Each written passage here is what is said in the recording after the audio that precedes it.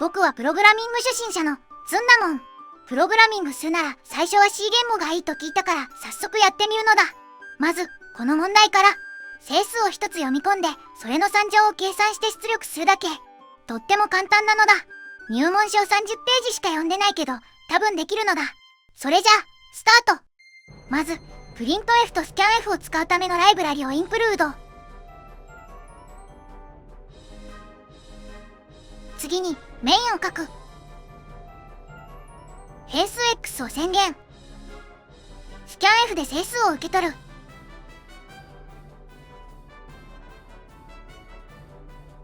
プリント F で X の3乗を出力。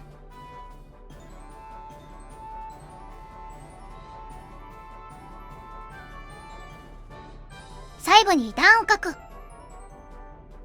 GCC でコンパイル。通った。プログラムを実行。試しに5入力。Segmentation fault RTA 43.8 seconds。何が悪かったのだ。どこでエラーが起きたのかくらい教えてくれてもいいと思うのだ。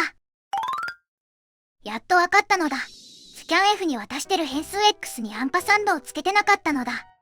X は初期化してないから不定の値になる。